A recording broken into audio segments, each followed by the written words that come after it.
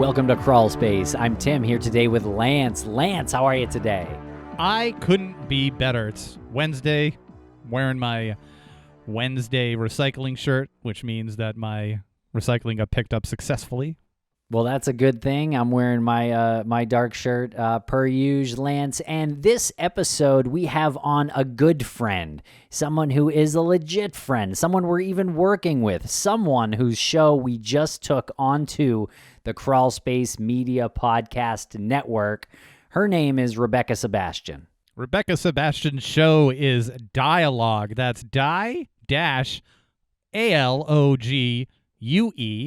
You can check out all of her work at RebekahSebastian.com. There's a link there to her Die-alogue show. It is a brilliant show that takes out all of the, pretentiousness of somebody interviewing another subject about what they're good at. And it is so listenable, and she is such a great host.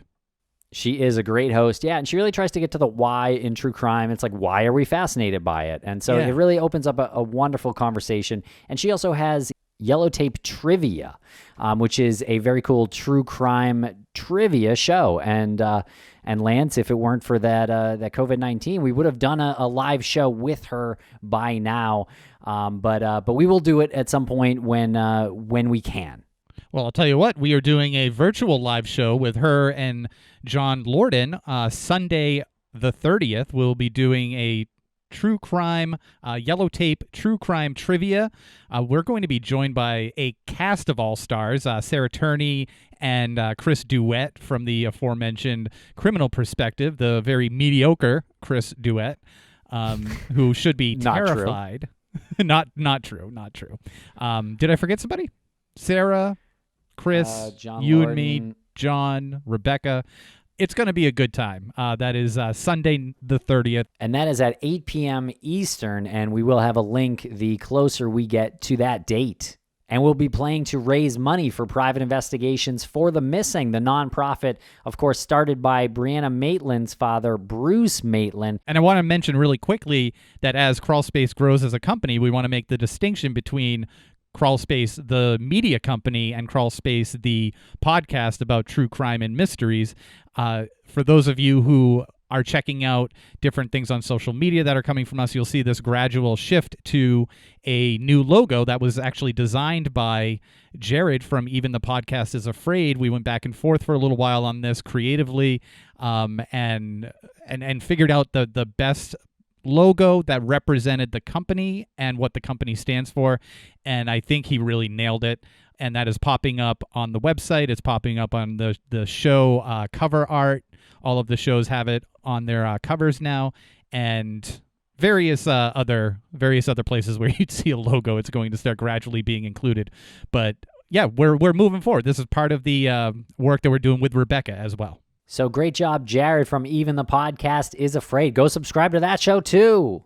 Okay, everybody, I hope you like the interview with Rebekah Sebastian. Make sure to subscribe to her show, Die-alogue. There is a link in the show notes, and follow her on social media. Thank you very much.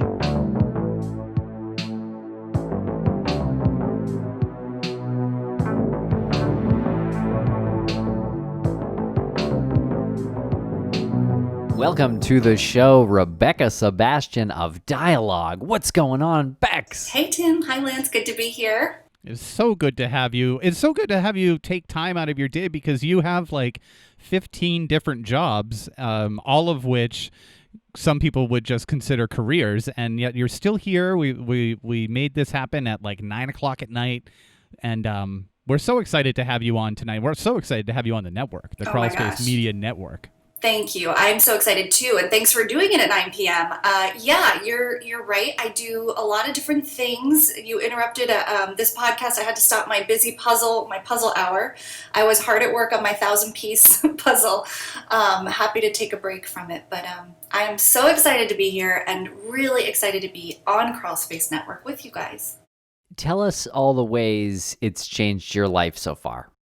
Well, I haven't been out of my house in days because the paparazzi, it's like the front door, around the corner. I can't go out. It's hard. So I'm getting used to that, but that probably comes with time, Yeah, I mean, you really can't get used to it. I know you thought we were joking when we said that, and it only gets worse. Oh, really? Okay. It does not get better with time. The real issue is that no one's social distancing when they're all jammed up waiting for you. Yeah, no, big DNA fest. It's bad. It's really, really bad. But you can sell your photos too. That's the good thing. You can tell people where you're going to be and just sell the photos later and really kind of make it a whole business. Yeah, well, that's why I joined. I wanted the most honest and above board way to monetize my podcast and my work. So thank you for that. Well, you're in the right place. Yes. Well, Rebekah, if you're looking to monetize and legitimize, you've come to the right place. I know it. Well, Rebekah, you've done everything with your podcast so far. It's been here for a year. You've talked to everyone. You've talked to incredible experts, really, and it's an impressive roster of guests that you've assembled. And it does feel like you've been here a lot longer than a year. And so I want to just say welcome. Well, thanks. Thank you. I wonder if that's good or bad. That feels like I've been here longer than I have been. It could go either way. No. It's very good. I have a little theory that I think with show titles too, if it's like you hear it and you're like, oh, that sounds like that's got to have been a show already. Oh, good. And you find out it's not, then it's like, oh, you got a winner here. Okay. Like dialogue. Yeah. Cool. Good. I'm really happy with the name, actually, since you mentioned it. I was definitely going to name it Yellow Tape, a true crime conversation, because I had done the trivia show, Yellow Tape, a true crime trivia show. It just felt like, ooh, that's good. It'll be an extension. And it felt really long. I just couldn't, wasn't sitting right, and I wasn't getting super excited about it. And then I'm like, well, it's about conversations. I just want to have different dialogues that I'm not hearing. And then it was like, boom. And I saw dialogue with the E, and it was like, it was over. So, and I brought in the little yellow tape as the hyphen to like bring in my Yellow Tape brand. And that's how the name came to be. So I'm glad you like it. So clever. And you figured out a way to, really, like you said, you brought in that Yellow Tape to bring the two brands together, your Yellow Tape True Crime trivia, along with your dialogue, so people make that association. Do you think that helped you when you were getting these guests? Because like Tim said, you've had an impressive lineup of guests. It didn't feel like there was a warming up period. It didn't feel like, oh, she got some of these guests that kind of do the circuit. Like you were getting people right off the bat that were very impressive. They made us jealous. Just say it, Lance. We're pissed about it. Yeah, I'm pissed. I'm absolutely pissed. Oh, you're kidding me. Well, we're swimming in your wake already. Stop. You've seen that. I'd love to know if there was a particular guest that you thought was super cool and you were a little jealous of that. That would be amazing. But honestly, I think every single one. They all are amazing. I will say that is what I think carries the show. Well, I'm gonna say Mark McClish. Like, yeah. You interviewed Mark McClish, and we turned right around and grabbed him. Snatched him right up. He's good. Tim's not joking. No, that is not a joke. I believe it was the day you released that episode. It was when we reached out to him. Yeah. Yeah, we are swimming in your wake. Well, look, I'm telling you. I'll tell you my secret strategy. It's be a doting fangirl. It works every time. I just genuinely will read somebody's work or see them speak or hear their podcast. And if I truly love it and I really want to talk to them, I just sincerely ask. And most people, I mean, honestly, 90% have said yes. I've gotten a few no's and I've gotten some non-responses. I will tell you. Okay. I got the most polite no from Sarah Koenig, but an email response from her. So that made my day. And then we had a little exchange, a few emails back and forth. And at that point, I'm like, Sarah, let's just, hop on the phone. We're just going back and forth. But she was like, no. So, but she very graciously declined. I just got a no from Elizabeth Smart's people. I really wanted to talk to her, but she's not doing any press at this time. So usually the no's are, I don't have anything to promote right now. And to me, that's not as important. And I understand people use podcasting as a vehicle to promote their current work. But I'm just like, let's just talk about true crime and what you're working on and culture and society and criminal justice. But if they don't have a specific thing, sometimes the timing doesn't feel right for them. No. And then I've gotten a not now, but later from someone I cannot wait to have on. But she keeps saying not now. I definitely later. Just emailed Sarah Koenig and Elizabeth Smart's people. I just emailed Elizabeth Smart's people at elizabethsmart.com. So hopefully it gets to the right people. But I would fully, yeah, I'd fully expect that they're going to do a 180 and line up Perfect. to get on your Perfect. show. They're gonna love that. Yeah, they'll figure that out. But what about you? What is the one person, if you had to choose one person to talk about crime on a desert island with forever, which one of your guests would it be and why? Oh my gosh. Someone I've already had on? Maybe we'll do both. That's such a great question. And I could choose a lot of them and be very happy with my answer. But I think I'll go, well, I mean, the deserted island thing complicates things, not gonna lie. But okay, I'm taking it very seriously. I think I might go with Manai Tafari. He was a public defender, or he is still in Queens County here in New York, and he represented Nick Hillary in the HBO. He was featured in the HBO doc Who Killed Garrett Phillips. And he's an activist, and I like the way he thinks, and he's a history buff. And I learned more in my 40 minutes talking to him than I knew before I sat down with him, and he gave me a lot of new names and things to research. So I kind of think I'd need somebody like that who would just keep me learning and keep me interested, and everything he says is gold. I really enjoy him. So maybe Manai. Okay, good answer. Yeah, solid answer.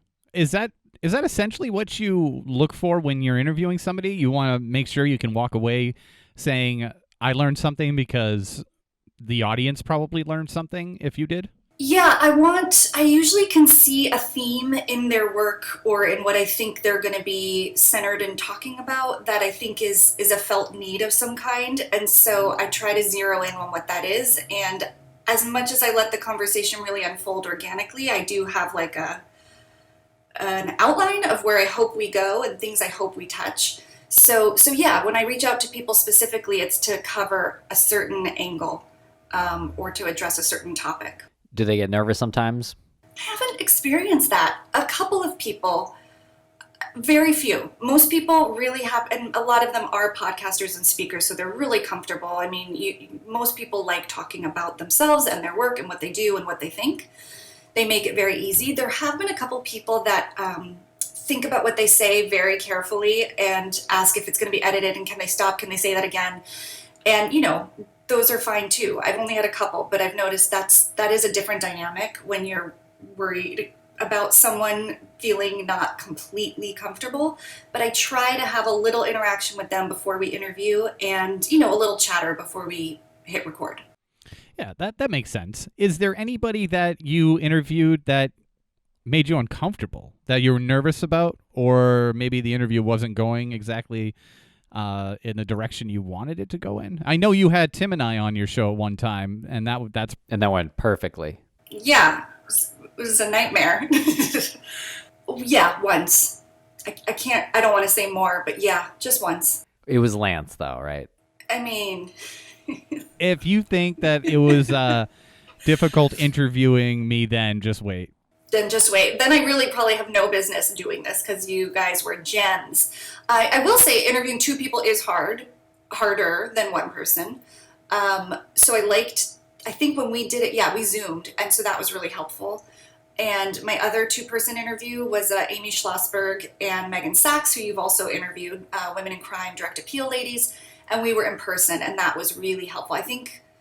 I did one phone interview with two Netflix people who I'd never talked to. I'd only dealt with their PR people. They were the director and producer for The Confession Killer on Netflix. It was very hard to get a rhythm because I didn't visually know either of them. I didn't have any rapport with them. It was sort of like they reached out to me sort of thing. So that was a little tough. It was a good interview. It was interesting, but just kind of hard to manage. I'm going through your episode list right now and just writing down the people that we've also had on our show. Because there's so many. I was just going to say that. We have big overlap. I feel like it's on us though. But it really, you... No. Sarah Turney, I'm sure you had on way before I did. I feel like I owe Sarah Turney an apology. I had her on. She was one of my very early episodes, and I don't know. Some of those got away from me. I think I've gotten better with every episode, which I suppose is how it's supposed to go. No, there's a lot. I'd say there's at least 50% here. No, really? Oh, Dr. Scott and Shiloh. I'm looking. There's so many that we have just been we're like the vacuum cleaner. You just kind of drop these things on the floor, and we're like, oh, we'll take it. Stop! It's not even true. It's not even true. We pump out a lot of content, Lance, over here at Crawlspace Media. We pump out a lot of do. Rebekah's content. The list is still going. I think I'm at 10. Right? Oh my gosh, 10 out of Wednesday will be my 56th episode. A happy 56th episode. Thank you. The fall line: Sarah Kayleen, Bill Thomas and Kristen Dilly, Justin Evans, Karen Smith, Mark McClish, Shayna Roth, Sarah Turney, Shiloh and Scott, Emily Nestor, Michelle Kazuba. I will say probably, more than half of them you have interviewed prior to me interviewing them. So let's be real. I thought it was the other way around. I mean, I feel like we've stolen more of your guests, but maybe... I think it's all fair game. And it's definitely fair game. I mean, it's all big conversation, right? Well, tell us really like what the conversation that you try to create on your show is, because I know it's like you focus on the why. Obviously a lot of true crime shows focus on the who, what, where, but you focus mostly on the why. So yeah, tell us a little bit about that. Yeah, it's what I felt was missing in true crime podcasts, because I listened to a lot of them and I have for years. And my true crime show, my trivia show, is all about the details of crimes, the who, what, where, and when. It's trivia.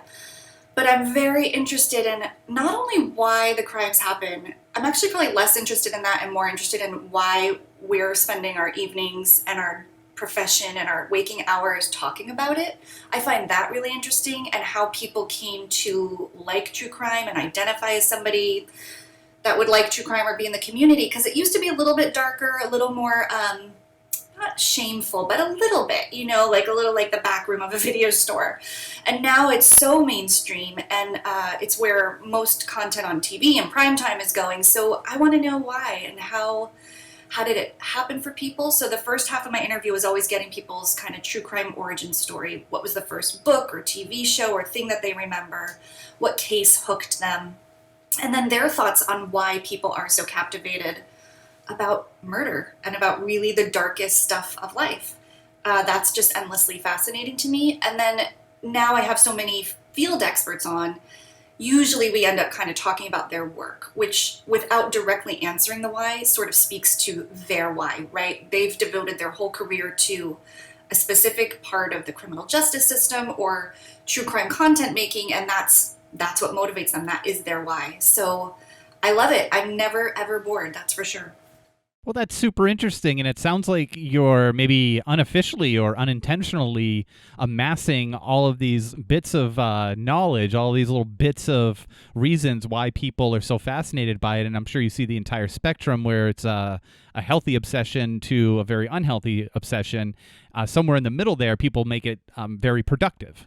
People will either contribute positively to something like a cold case, or they'll do something like what you're doing, or what like Tim and I do for a living.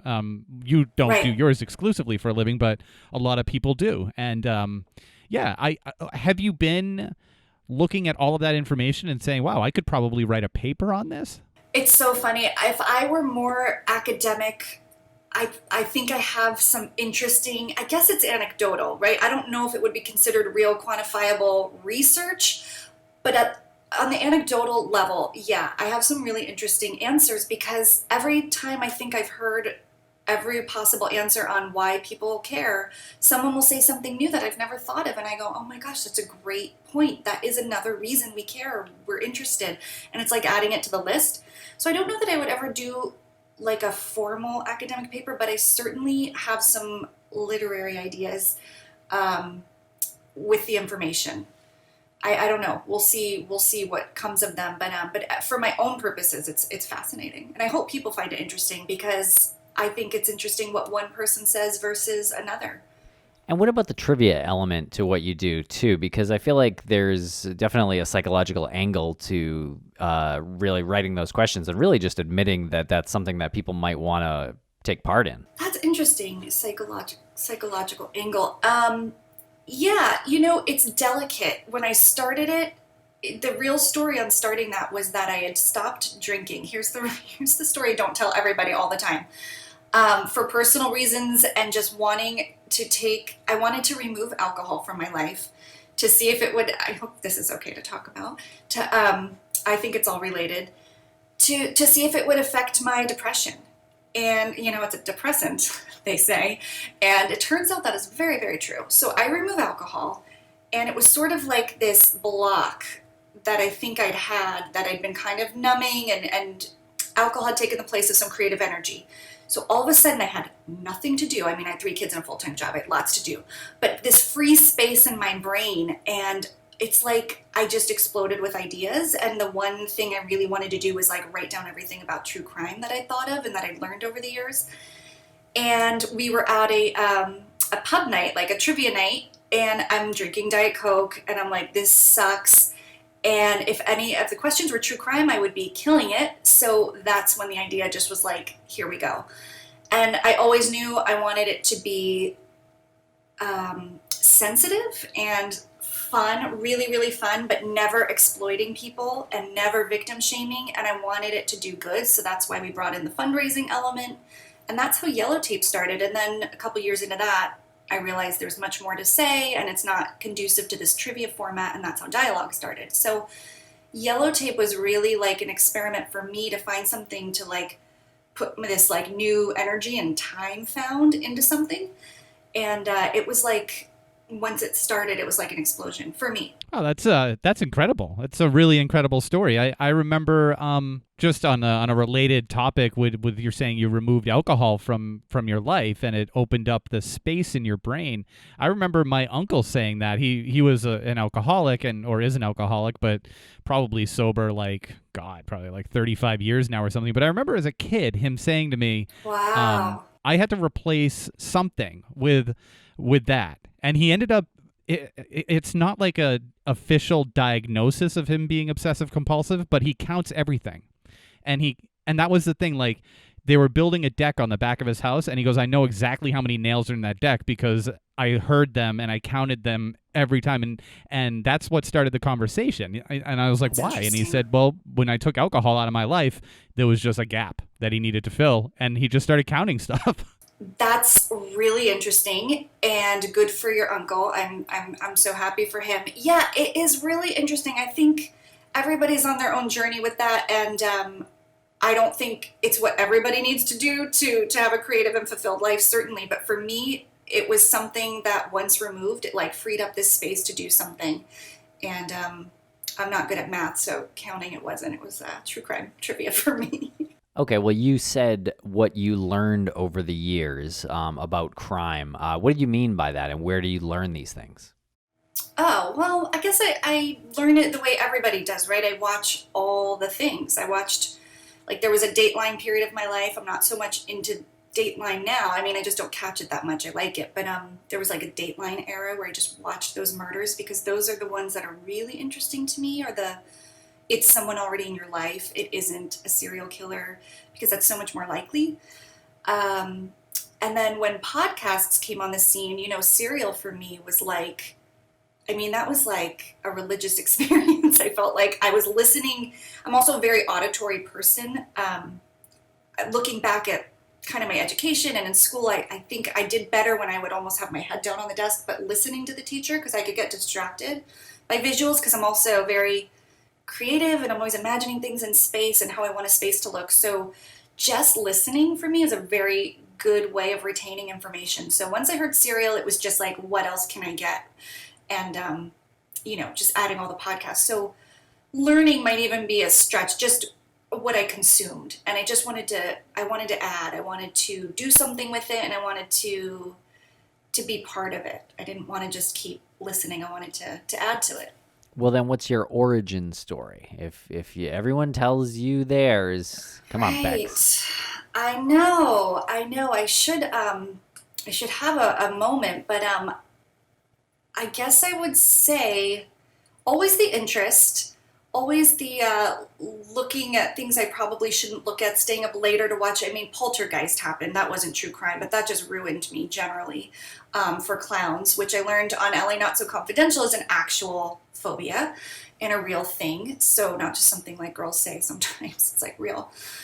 But I would say cases that got me were happened in high school. The 90s were a really great time for some kind of golden cases. So the O.J. Simpson case happened my freshman year, and the verdict, I should say, and the Menendez brothers also was right around that time, and they actually lived in Princeton, New Jersey, where I'm from, prior to them living in Beverly Hills. So there's lots of like Menendez folklore in New Jersey and in Princeton. They owned, after they'd murdered their parents, they bought a restaurant. I don't know if you remember this little factoid.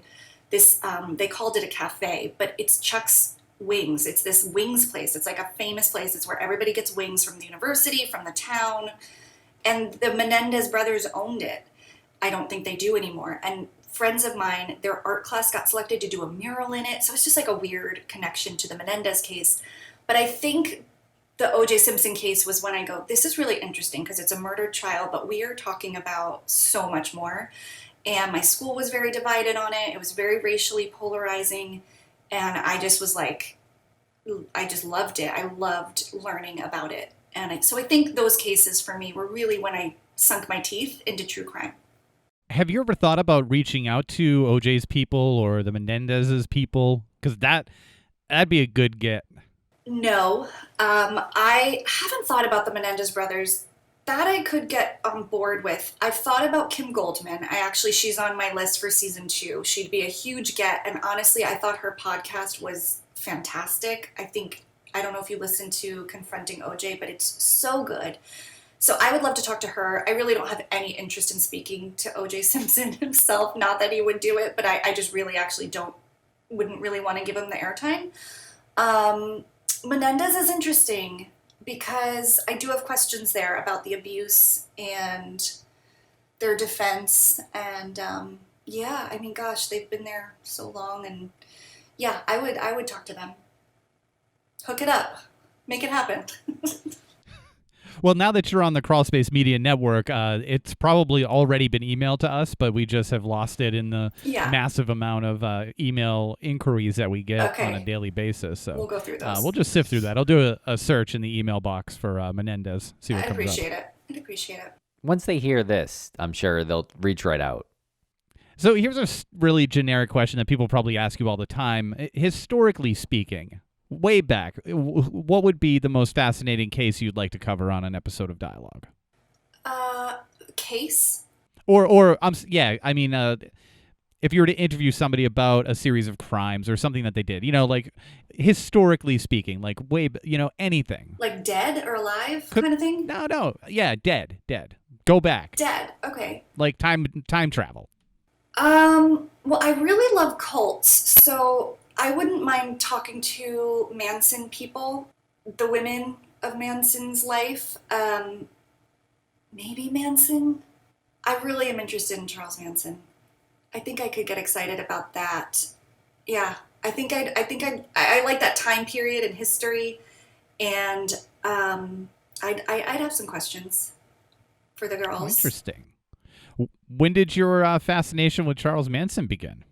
That's a good question. That's probably more in my adult life. I mean, I think I've always been interested in cults because we've used that term, I think, very flippantly and have referred to religions and certain denominations of religions as cults. And growing up in a smaller kind of conservative environment, there were some allusions to that. And as I got older, I saw some not red flags like I was in a cult, but just some problematic leadership. And so I guess I understand the leap to cults a little bit. I guess it doesn't seem, as crazy as it is, it doesn't seem entirely impossible to me.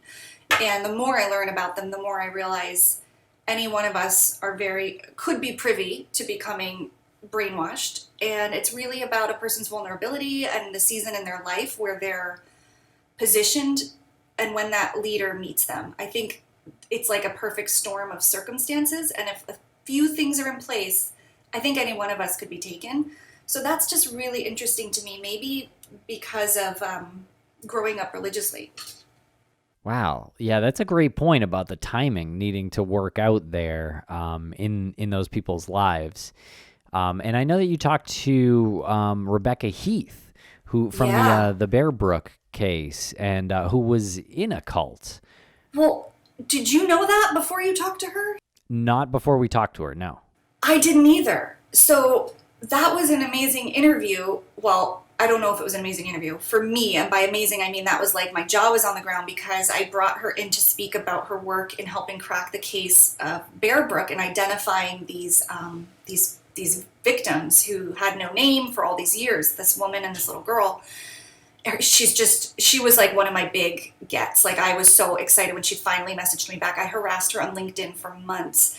Finally got back to me. I mean, our names are the same and spelled the same way. So I was like, we are doing this, like, whether you are on board or not. So eventually I got her on, and then just really casually in the middle of our conversation, or actually it was towards the beginning, she was like, well, I grew up in a cult and escaped one. So, and and went on. And it was very clear she didn't want to talk about it. And I could have really happily like gone down that trajectory in the conversation, but it's not a story she tells, and we talked about it later. She didn't want to, so that's fine. I totally respect that. But yeah, people you don't realize, and probably more people than you think, that is their story. And my second episode is a woman who escaped the Children of God cult. I met her in Iceland, bizarre story, before I had a podcast. And I reached out to her once I started it and said, you know, I'd love to talk to you. And her dad had gone to Harvard. Her parents were really well educated, upper middle class. I mean, they don't seem like textbook cult victims, and yet there they were, and they completely sold their kids up the river for this cult and were separated, and she ended up leaving at age 16 and had to completely start her life over. So that's, if you haven't listened to episode 2, it's actually my highest downloaded episode. It's a really interesting story. Well, what was her name? Her name is Alex Åkesson. She lives in Iceland. And do you want to hear how I met her? Please. Well, because she was on our show first. Right, exactly. I was like, Crawlspace, get me Alex. We went to Iceland for our anniversary, my husband and I, and it was our 20th. And he had something huge planned, and he was like, you have to wear all white, and it's at night, and I can't tell you. And I was like, well, I know it's not like a vow renewal, because we would never do something like that. But this sounds real culty, like, because you want me to wear all white, and it's winter. We were there in January. And so we drive up to this building, and it's the University of Reykjavik. And I'm just like, this is not romantic, but I'm intrigued. And we go in, and there was like this formal event, but then he's like, that's not where we're going. We go downstairs to like a student center, and it's a white party. They're having this white party, and you're supposed to wear white, and they're having speakers. Well, first thing you should know is nobody wore white, because they're college students and they don't like do stupid things like follow the theme of a party. So we, like the 40-year-olds, walk in like head to toe, like white denim, the whole thing. But then he's like, and I'm just like, no one's wearing white. He's like, that doesn't matter. Look who's speaking. And it was like cult survivor Alex Åkesson is sharing her story. And I'm like, oh my God, this is so amazing. It's like the perfect gift, because not exactly how he wanted to spend an evening, but for me, it was really interesting. So she shared her story for the very first time publicly. And it was very moving and very emotional. And I met her after, kept in touch. And gosh, I guess it was like less than a year later, I had the podcast and she came on. It's a weird story. It's a fabulous story. Yeah, that is really cool. What is it about the cult that intrigues you and her story? Is it just the psychology, the brainwashing, and then coming out of it, and you realize that you've never realized you were being brainwashed? Like, what is it about it? Yeah, there's so much about it. I think what's so interesting to me about cults, I mean, specifically about Alex's story, there's just a lot of actually devastating parts of hers, because kids were really, really victimized horribly. And there was a lot of like sexual abuse and misconduct. But what's interesting to me about cults generally is the leaders seem like in other places and other times, they would be really successful.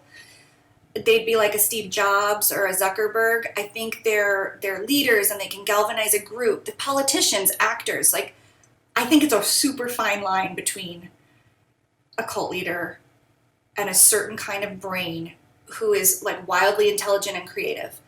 And it's like they they directed it in this negative, harmful, destructive way as opposed to for something good. And that's just super interesting to me. I mean, I've seen that over and over, and Charles Manson included. He was actually a very talented musician, and I've heard his version of the Beach Boys song that he wrote, and you put it next to the Beach Boys song, like, and you don't know who's singing which, you would pick Charles Manson's. It's better. It's more interesting. Like, I think he was like a frustrated artist who, I mean, a lot more happened to him. I'm not minimizing his crimes and his control. I'm saying I think with other circumstances, sometimes cult leaders might have done really good things, and that's interesting. And besides Lance, have you ever met anyone like that? Yeah.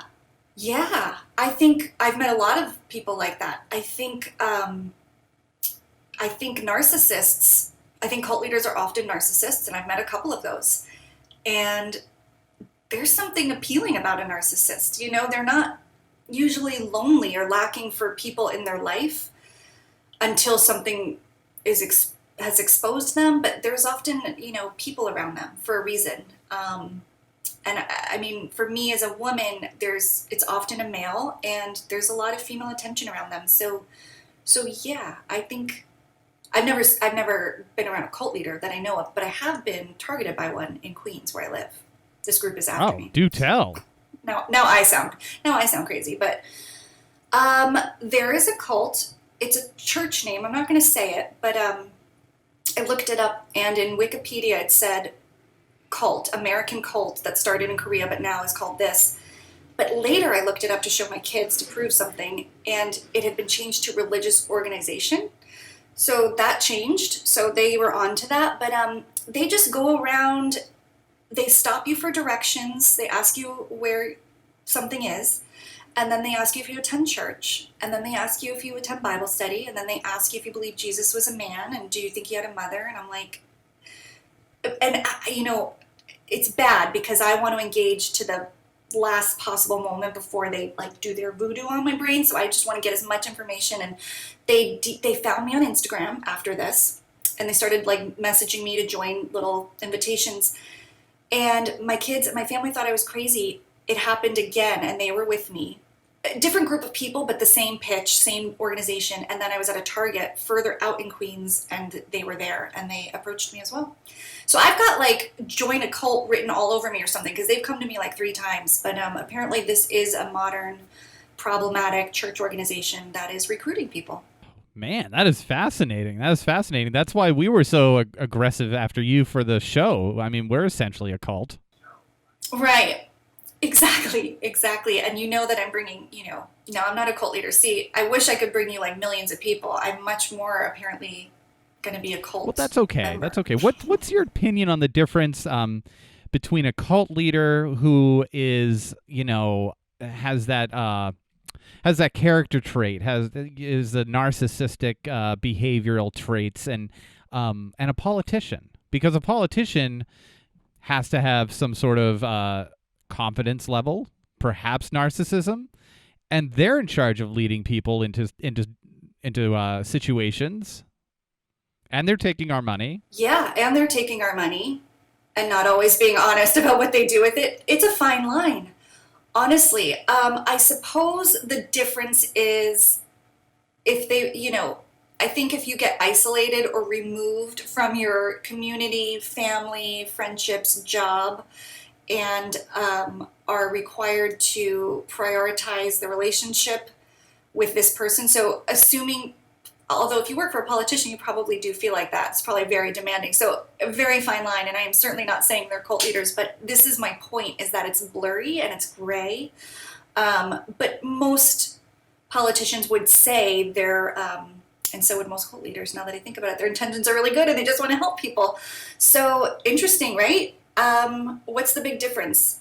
I think there's a team in place. I think there's some checks and balances around politicians that hopefully we know that those get exploited too, and that there's all kinds of scandal, but I do think there's a bit more accountability surrounding a politician than there is a cult leader.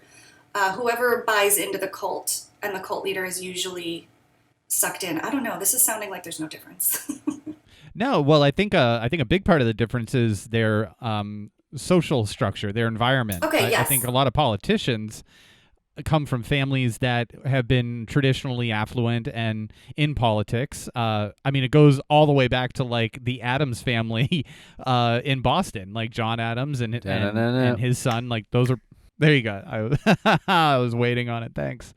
But there's always this lineage, this heritage thing that is going through. And you said that Charles Manson was probably a struggling artist. Probably had all the same types of like charisma characteristics that a politician would have, but he didn't have the, I guess, direction assigned to him. Correct. I think that's a great point. I think that's a good distinguishing factor. The lineage, something that came before them that would put them on a trajectory a bit more easily. Look at our country right now and the political division. Do people on both sides not seem like cult members? I mean, the way they're so emphatically demonizing the other side and elevating their leaders' politics, there is a lot of strange, comparisons that kind of hold up, actually. I mean, people who are espousing so strongly one person of any party, it's like a little suspect almost to have that much devotion to one fallible human.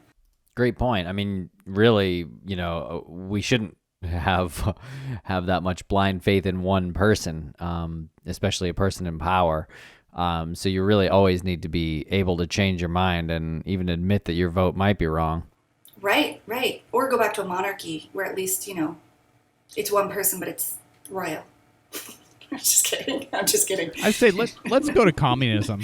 I'm going right to communism. Some people would say we are. Yeah, the essential building blocks of communism weren't half bad. Yeah, no, there's some things worked, and we could probably like pick and choose from lots of different problematic structures and piece together something maybe better. I don't know. Yeah. Sorry, Lance. I don't want to interrupt. You were going to add another. Oh, I'm good. I'm good. I just said I wanted to be a communist, so you should probably interrupt me. We should probably move on quick. Speaking of narcissists and the like, you had Tara Newell on. Newell. Tara Newell. And wow, what a fascinating story with her and Dirty John and everything. And I mean, she's like a legend in crime, true crime. Like, it's unbelievable. Yeah, what was that like talking to her? It was great.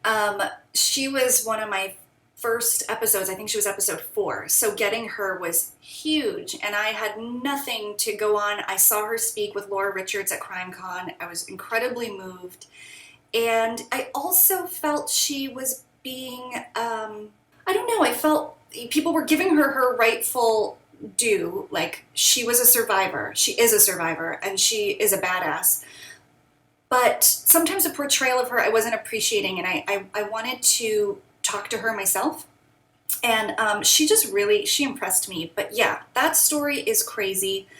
Tara, I think, is a really unique person because what happened to her was so horrific and so scary, and she's returned, the result of it has been this very generous, she wants to help others now, and she's been so generous in giving her story and sharing it in hopes of helping other people.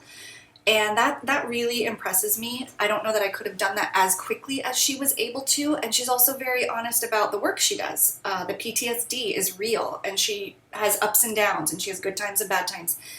And she shares all that. And so she's also just like really, there's a lot more to her, I think, than people even realize. But then we should realize it because she was able to think so quickly and turn that story around that we know how that story should have ended and would have ended in so many other situations. And the fact that it didn't is a miracle, but it speaks a lot to who she is. And she was a great interview.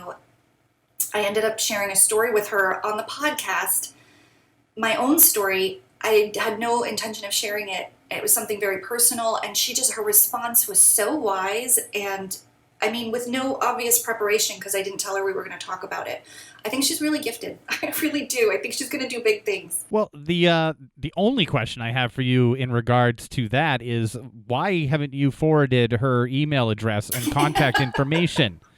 Yeah, that's actually, I was actually getting there too. And same thing with Rebekah Heath. We have spent some time with her in person, but we've never had her on the show. So I was actually circling back over these your list of guests that we're trying to get now. My Rolodex is your Rolodex, honestly. They're both such great women. You should interview them. They both deserve the mic. They're awesome. And how difficult was the interview with Justin Evans from the Generation Y? I mean, he must have stonewalled you left and right. Yeah, he's so not sweet or sensitive or kind. So Barf. It was intimidating. But no, he was so gracious. But honestly, I haven't listened back to that interview. I can't. Like, it was a surreal one, and I was running late, and I was flustered. We met in the city, and we did it in person.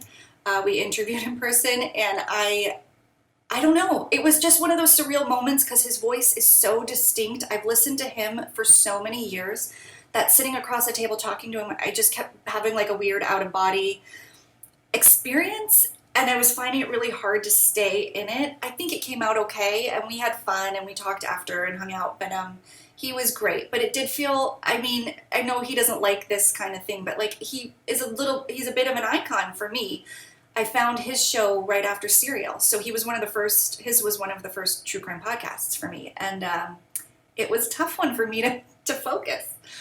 Well, I mean, with that rugged beard and that Bill Thomas voice, it's yeah, it's tough. I know, right? And he's so tall, so I had to like gaze up. It made him look more like a fangirl than I already was. It was embarrassing. Pretty accurate description of me at CrimeCon when I first met him. I was definitely gazing. I'm not gonna lie. Isn't the celebrity part of true crime so weird and interesting? Yeah. Okay, that was one of my questions actually that we can, since you sort of, introduced this topic right now. How do you feel about the making a living off of it? And I'm not saying making money off of it, but how do you, hand over fist type money, but how do you feel about that? You have the Nancy Grace end of the, of the spectrum. I don't actually have a problem with anybody making a living creating true crime content. I actually really don't. I have a problem with the way some people do it, but I don't think podcast journalism should be an industry or career separated from revenue or from commercial success or viability. I think what's weird sometimes is just that every subculture gets celebrity type people. And so we're all this community and you feel like you know everyone, but then you realize there's like famous people now who were doing the work all along, but then they kind of blow up, right? So that's weird, but I don't actually think I have a problem with anybody earning a living from podcasting, writing a book, any of it. I mean, if they're just really exclusively salacious and gross, I wish that wasn't the case, but I don't even know that I would say they shouldn't earn a living. If there's a paying audience, I'm not going to support it, and I'm not going to encourage people to. I might even speak against it, but I don't have a problem with that. And even like a Nancy Grace whose style and tone is not my own, and if I had her platform, I would speak differently. She's kind of earned her way up there too. I mean, she's got way more titles and education than I do. I mean, she also has a very personal story that gives her so much credibility. So style-wise, I can disagree with somebody or something, but also not take away from their credibility, or they have every right to be there and do what they do, how they do it. There's a lot of true crime podcasts I do not care for, and I don't have to listen to them. It's just so simple. Well put. Thanks. Well, Rebekah, what is in store for season 2 of Die-alogue? Good question. Well, I just got the big no from the person who I was hoping to open the season. So I actually have a couple guests lined up that should be first. They're amazing. So I think what's new for season 2, well, for one, I learned that 56 episodes is way too many for one season, and I should take more breaks. So I'm never going to do a 56-week stretch of new interviews for a year. That's not going to happen. I will keep putting out a weekly show, but a little more paced. I think I want to do themes. I think I want to do as much as I'm able. September, I'm going for a survivor theme. And I have some other ideas of topics I want to tackle and find guests that align nicely with that conversation. I don't know how often I'll always be able to time it perfectly and execute, but that's my goal, is that I think it'd be cool to partition off blocks of conversations that are around one idea and how much they can differ based on who you're talking to. So right now, September's shaping up to look like a Survivor story, and that can mean Survivor in a lot of different ways. So I might have some returning guests, but I have some new ones who have major stories. And so that's new. And then I'm also working on a second podcast that I can't talk too much about, but it's much more of an investigation style, case related podcast. So that will come out early 2021. So there's stuff. Well, it's fantastic. Is this the secret project that you're working on with Justin Evans? It's you and Justin Evans, isn't it? It is not, but if that is a secret project that he wants to exist, I'm probably available.